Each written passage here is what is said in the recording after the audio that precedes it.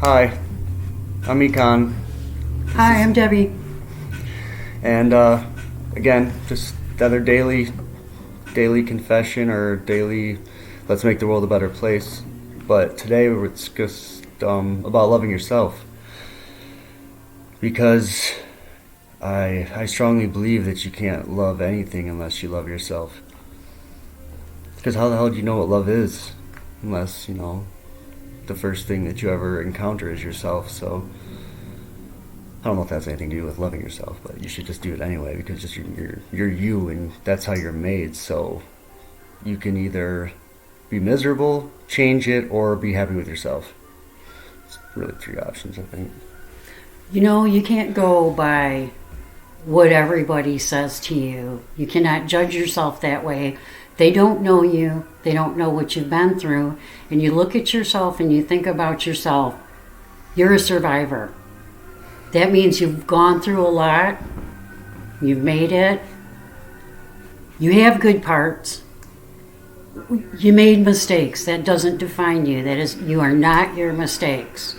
And every day you get a chance to start over again.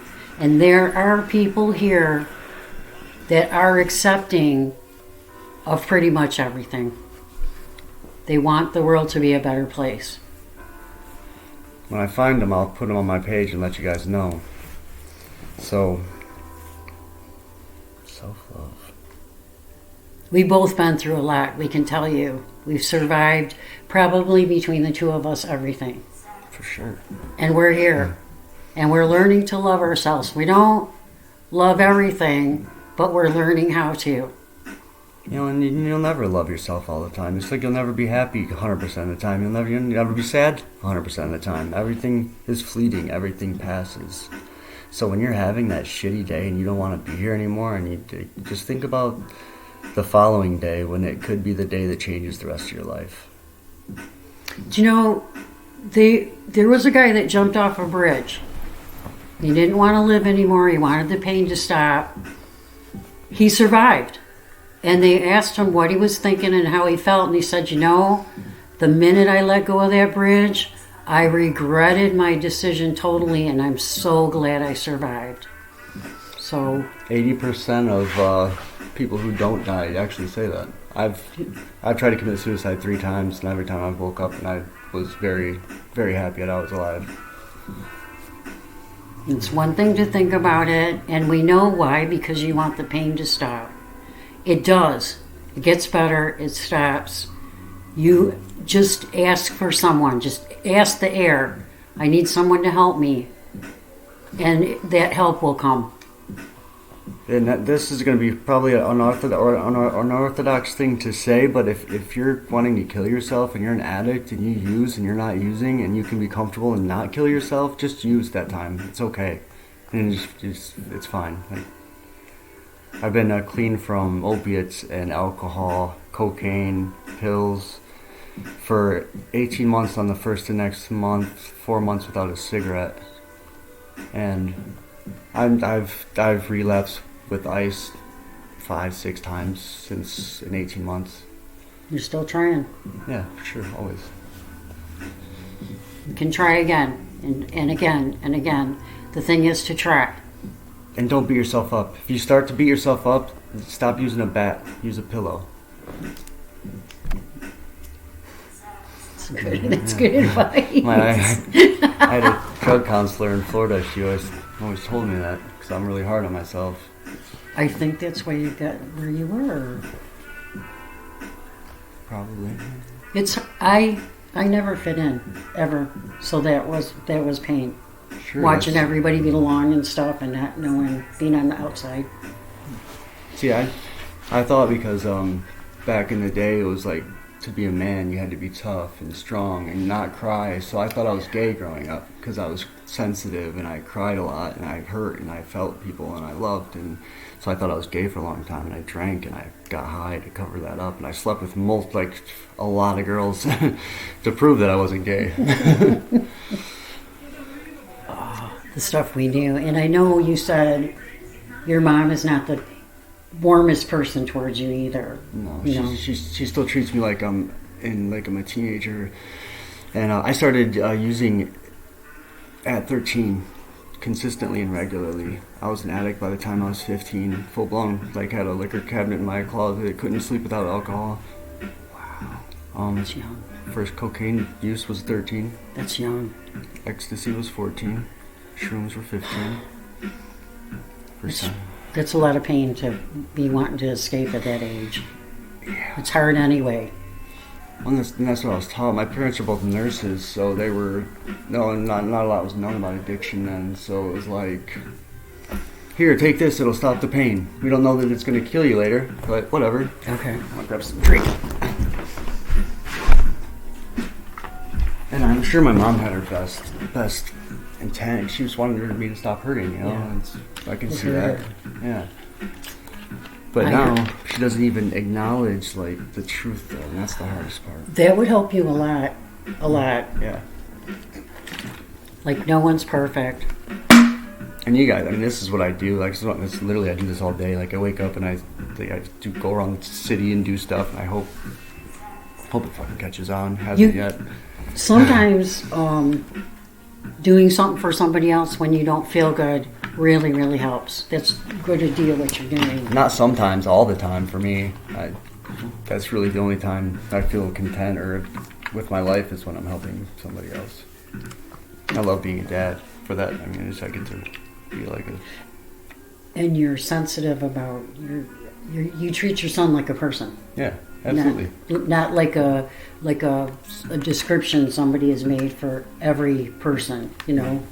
He's definitely unique. He's got his own things, which is another thing. My mother tells him not to be like me constantly, like right in front of me.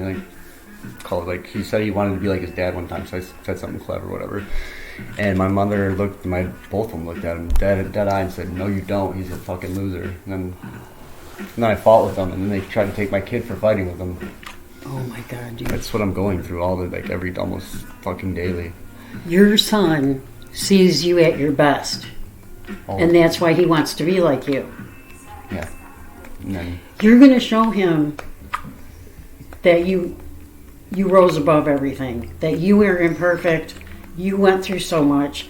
This is the mistakes you made and you rose above it.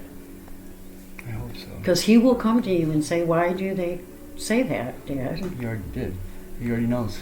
He's 100%. Like I talk to him all the time. I tell him everything. He knows my drug history. You know, like in a very 6-year-old way. Like, they need to know. Yeah, like good. I'm glad you're doing that. They need to know. I think so. They need to know. Absolutely, especially because his mother's bipolar and I have addiction issues, and I have, I'm sure, a chemical imbalance because everybody does, pretty much. And then so my son is probably gonna have some kind of issue, and that's okay, because you're going to tell him that he can come to you with anything.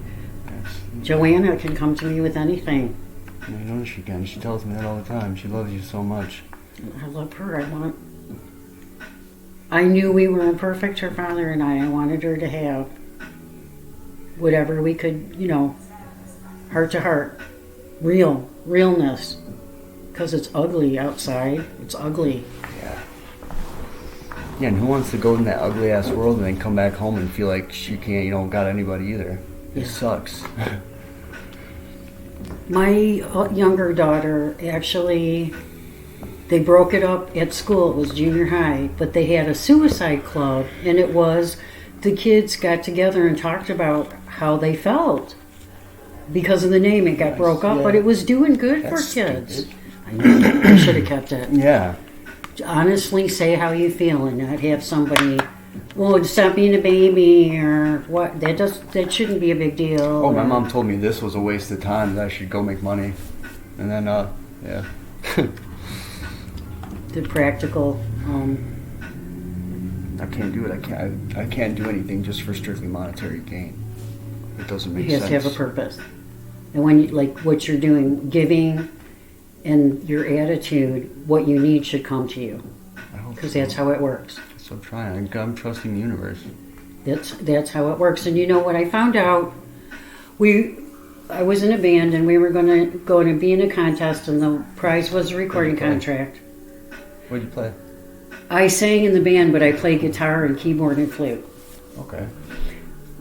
I went to the store to get some music to sing for church, and I saw all the music, and I'm like, somebody needs to stay home and be local and help out the local people. And it gave me such a peace. That's awesome. It really did. So if you're, just think about that when you get discouraged, maybe you're here for the locals. I am, for sure. I'm here for addicts who don't have anybody. That's strictly what I say. Like, if you don't have anybody, if you feel like you fucking burn every goddamn bridge you have, trust me, I have. And I'm repairing them, and, well, some. It takes time, and some will never be forgiven because you do stupid shit when you're high. Well, for me, it's you didn't have your hand out when I was fucking wanting to kill myself in the street. Get the fuck away from me now. I don't need you. Okay. I'm very confrontational. Like, fuck you. I don't give a shit. I came this far without everybody. I'm 38 years old. I've survived a lot. So. Yeah, it seems to be that way when you're different. You gotta kind of walk your own path. Yeah. And you do get used to surviving alone. You do. Yeah, you do. And there's nothing wrong with that. You're strong. Yeah. Do you realize how strong you are? No, I don't. I think I'm weak and a pussy most of the time, and I think I'm stupid, and I feel embarrassed when I tell people this thing that I'm doing. And people think I'm like all like, my brother's like, you get in front of the camera, you're like, oh, I love it so much. He doesn't realize right now I'm terrified. I hate being on camera. I don't like my voice. It's uncomfortable. It is. It really is. Yeah, and then what if you fart or something? And No, you're relaxed. Right? That'll never happen then. Is he, did he do everything right? No, he was in a band. He did drugs, drank and stuff. I mean... So he's not sometimes there's a really achieving good one, and then... He's the good one because he was away from the family and nobody saw what he did. Okay. And I wanted to be a part of it, but I also was an addict and just trying to kill what was inside of me, so... Okay. So I got the shit of everything. And now... Just went away and did it. Yeah, now my family still, to this day, I'm 18 months, I just told you, and they still tell the rest of my family when they ask about me, because my family doesn't ask about me, they ask my parents, and they tell them that I'm using and shitty and stealing, and so, yeah. It's got to be hard for you. Fucking terrible, because all I do is try to help people. Literally, they won't even look at my page because they know that we prove they're lying. They know it. They know they're wrong. They won't even. Are they holding on to that because they're mad at you? Why are they acting like that? My mother gave me a Vicodin when I was 8, and I remember the feeling, the blanket and the cold opiates. And when I first tried my first opiate at 13, I related that feeling when I tried it, and it was like instant addiction. So I was 13 when I started using. I don't think I'm fully responsible for that, but I do accept my part. Because after I was 18, not after I was 18, because I didn't know any better until I was about 25 or 6. But after I knew better, then yes, it was my fault. But I couldn't deal with it. I couldn't cope normally. I would have killed myself by now if I didn't have drugs. That's 100% true. Did they stop the pain? They stop the pain, 100% every time. Well, it's backwards. At least in small letters. All right. That's all. It's supposed to be 10. We went over. That's awesome.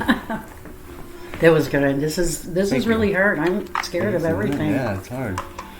I'm glad you did it, though. That's awesome. Thanks for asking. Yeah. Bye.